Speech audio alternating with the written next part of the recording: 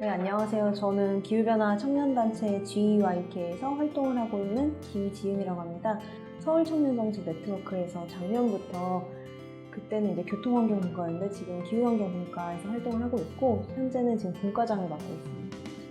저희 기후변화 청년단체 GYK, 기익이라고 부르는데요. 기익에서는 저희가 좀 가지고 가고 있는 가치가 3가지 정도 있어요. 그래서 세대 간 형평성, 그리고 소프트파워, 그리고 국제협력 이렇게 3가지를 가지고 가고 있는데 일단 소프트파워부터 좀 말씀을 드리면은 저희 이제 청년들이 좀 재밌게 기후변화를 풀어나가고자 하는 방향이라고 좀 보시면 될 것 같아요. 그래서 예를 들어서 이제 자전거 행진을 한다든지 아니면 이제 신촌에서 분필 아트로 그림을 그린다든지 아니면 이제 저희가 기후변화 협상장을 다녀오는데요, 매년. 그게 되게 어려운 주제여서 다른 청년들이 좀 되게 부담스러워해서 저희가 갔다 오면은 약간 비하인드 스토리를 풀어주는 토크 콘서트 같은 것도 열고요. 저희가 이제 그린 클럽에도 음악 축제에 가서도 부스도 열고 네, 영화제를 좀 열기도 하고 여러 가지 활동을 하고 있고요. 그리고 이제 국제협력 같은 경우는 아까 전에 말씀드렸던 기후변화 협상장에 매년 참관하고 거기서 이제 전 세계에서 온 청년들하고 같이 활동을 하고 있고요.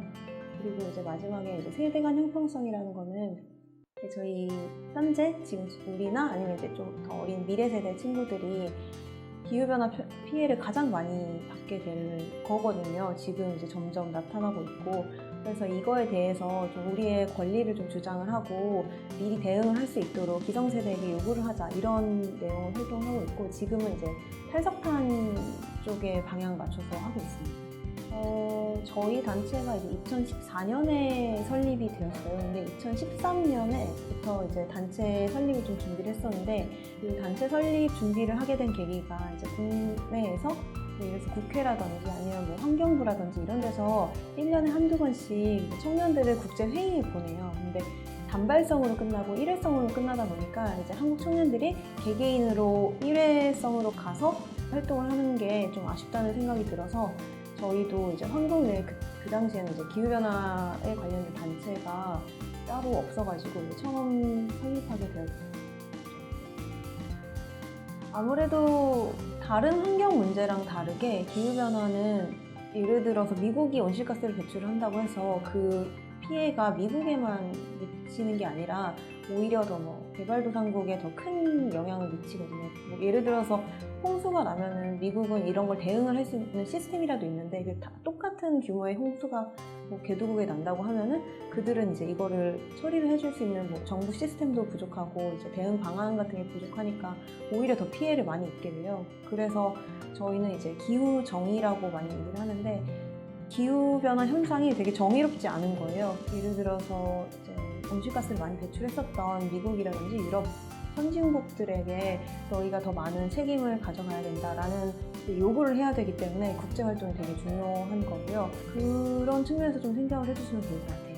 기후정의라고 하면은 제가 좀 전에 말씀드렸듯이 온실가스의 특성 자체가 지금 우리가 배출을 한다고 해서 이게 당장 또 영향을 미치는 게 아니라 10년 정도 머물러 있다가 그때부터 이제 영향을 미치고 이거는 줄일 수 있는 방법이 잘 없어요. 그러니까 뭐 여러 가지 좀 기술들이 있어요. 뭐 이렇게 바다 밑에다가 이산화탄소를 넣어 놓는다든지 이런 최신의 기술들이 있는데 이게 검증이 잘 안 돼서 오히려 더 위험할 수 있거든요. 그래서 우리가 배출량을 줄이는 게 이제 최선인데 지금 기후변화를 일으키고 있는 온실가스들은 한 40년 전에 개도국이 아닌 선진국에서 다 배출을 했었던 거예요. 그리고 이제 말씀드렸듯이 또 온실가스가 눈에 보이지도 않고 그리고 온실가스가 한 곳에 머물러 있지도 않다 보니까 이런 기후변화가 결국에는 전 세계에 똑같이 혹은 어느 곳에는 더 심각하게 영향을 미치는데 이거에 대해서 우리가 각자 책임을 좀 가지자. 그리고 기후변화에 더 취약한 계층들이 있거든요. 그래서 그런 계층들이 대응을 할 수 있도록 얘기를 하는 것이 기후정의라고 볼 수 있습니다. 사실 기후변화 안에 정말 다양한 주제가 있어요. 그래서 인권이라든지 아니면 기술, 뭐 법, 아니면 국제협상 이렇게 정말 그러니까 제가 말하는 건 정말 일부에 불과하고 그 국제협상장에 가도 되게 세부적인 주제가 많거든요. 근데 이제 저희가 멤버가 지금 활동하고 있는 멤버가 대략 50명 정도 되다 보니까 각자 관심이 있는 분야가 달라요. 그래서 저 같은 경우는 기후 금융 해가지고 돈이 어떻게 기후변화를 바꿀 수 있을지 그런 것들 좀 관심이 있어 하고, 어떤 친구는 이제 기후재난 쪽에 관심이 있기도 하고 해서 저희가 스터디 모임을 하면은 좀 각자 관심이 있는 분야를 좀 개개인이 준비를 해와서 다른 친구들한테 좀 소개를 해주는 거예요. 워낙 다양한 주제들이 있다 보니까 다 알 수가 없거든요. 이제 내가 스터디를 해서 다른 친구들한테 기후변화랑 이런 문제도 있더라, 기후변화 보건, 기후변화 인권, 이런 기후변화 식량 여러 가지가 있어서 저희가 그렇게 좀 스터디를 하고 있는 편이고, 최근에는 이제 그린 뉴딜, 저희가 올해 초부터 그린 뉴딜 스터디를 했었는데 이제 갑자기 4, 5월 돼서 엄청 핫해지긴 했죠. 그린 뉴딜 좀 봤었고, 그리고 그린 뉴딜하고 이제 같이 오는 게 정의로운 전환이라는 게 있어요. 그래서 이게 우리나라에서 만든 컨셉이 아니라 미국이라든지 캐나다 그리고 유럽 쪽에서 이미 정의로운 전환이라는 TF팀이 구성이 돼서 국가 차원에서 대응을 하고 있는 거고, 우리나라에서는 아직 그런 부분이 미흡해서 저희는 이제 성공 사례 같은 거 공부하고 그러고 있습니다.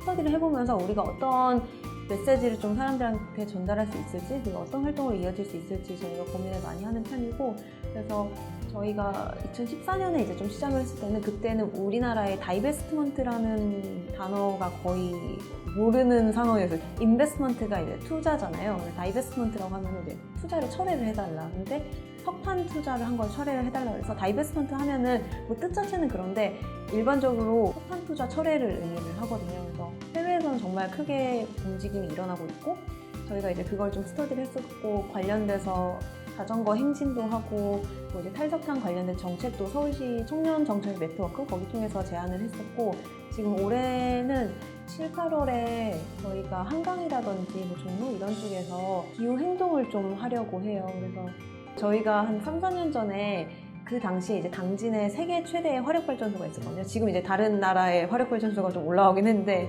투자를 철회를 해달라 이런 메시지를 전달하고자 천안에서 당진까지 몇십 킬로를 자전거 행진을 했었어요. 그래서 그 활동의 약간 일환, 뭐 이렇게 약간 연속되는 활동으로 이제 거기까지 가는 건 너무 힘들어가지고 저희가 이번에는 그냥 이제 한강이라든지 아니면 종로 이런 쪽에서 자전거를 타면서 좀 뒤에 이제 피켓이라든지 그런 거를 메고 저희는 비건 아이스크림 먹으러 갈 거예요. 그러니까 좀 재밌게 하는데 이거를 동시에 또 메시지를 전달할 수 있도록, 그린 뉴딜이라고 하면은 이제 이전에 뉴딜 정책이 경기부양책이었는데 그린이라는 단어가 앞에 붙었잖아요. 그래서 기후변화를 대응을 하는 게 되게 중요한 이슈이면서 또 경제도 살려야 되니까요. 그래서 그린 뉴딜이라는 단어가 나왔거든요. 근데 그린 뉴딜이라는 게 사실 한국에서 이제 막 나오기 시작했지만 해외에서는 엄청 활발하게 논의가 됐고, 올해 초에는 그 제레미 리프킨이 그린 뉴딜이라는 책도 냈었어요. 그래서 기후변화를 대응을 하기 위해서는 어쩔 수 없이 이제 산업 전환이 이루어져야 돼요. 그래서 이전에 이제 탄소 집약적인 산업들이 좀 저탄소 산업으로 전환이 되어야 되고, 또 우리 생활 방식도 다 전환이 되어야 되는데, 산업이 전환이 되면은 기존의 일자리를 가지고 있던 노동자들이 낙오된다고 할까요? 그래서 이제 그린 뉴딜의 필수적인 요소가 산업 전환에 발생하는 일자리를 잃은 노동자들을 새로운 일자리로 재교육을 시키는 것이 반드시 필요하거든요. 그게 이제 또 일종의 정의로운 전환이 될 수 있고, 그리고 신재생 에너지라든지 뭐 전기차라든지 아니면 환경에 좀 더 친화적인 사업들을 더 부양시켜야 되겠다. 그리고 기존에 있었던 철이라든지 뭐 중공업 이런 것들은 좀 축소를 해나가고 환경에 적극적으로 대응을 한다는 뜻이라고 보면 될 것 같습니다.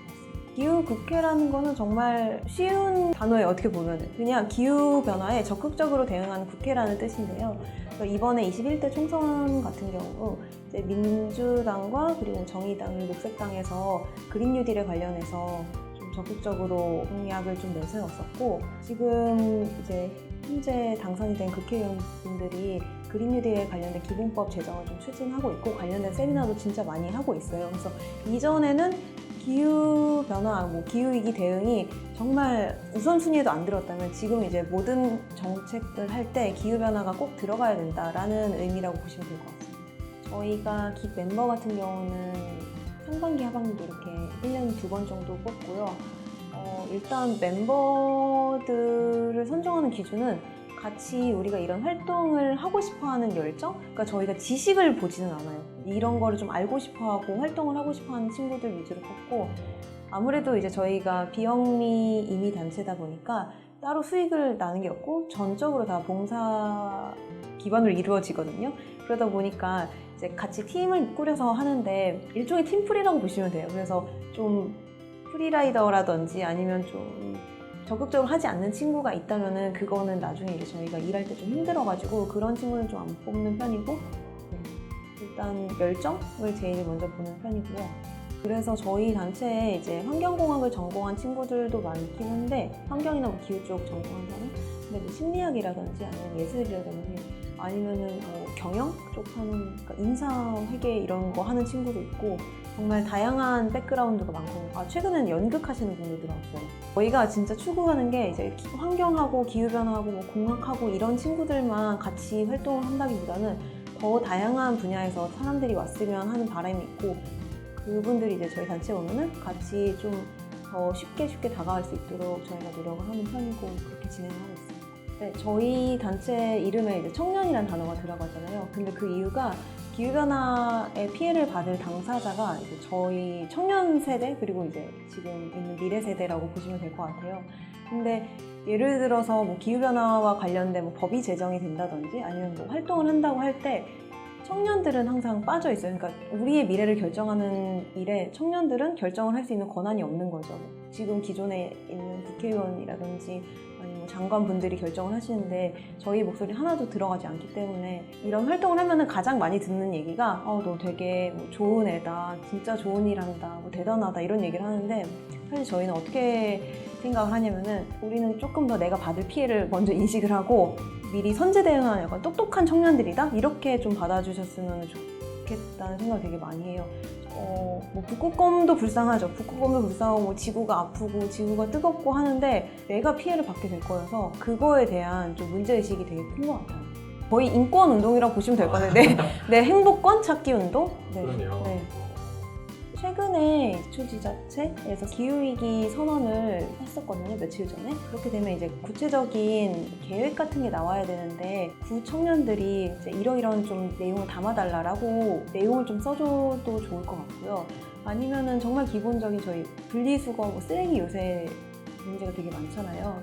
근데 제가 알기로 서울 안에서 일부 구는 쓰레기 봉투를 다른 거를 좀 쓴다고 해요. 그래서 수거하는데 어려움이 있다고 하니까 그 해당하는 구의 청년들은 우리도 이제 통합적으로 쓰레기 봉투를 통일을 시켜가지고 자원순환을 좀 더 용이하게 할 수 있지 않을까라는 제안 같은 것도 할 수 있고, 정말 또 쉬운 거로는 가로수 같은 거 더 설치해달라 이렇게 얘기할 수도 있을 것 같아요. 일단 이 기후변화란 문제가 정말 많은 당사자들이 엮여 있고 한 번에 풀 수 없는 문제다 보니까 이게 시간이 되게 많이 걸려서 가끔 지칠 때가 있기는 하죠. 그리고 기후변화 활동을 한다고 해서 바뀔까라는 생각을 하기도 했었는데요.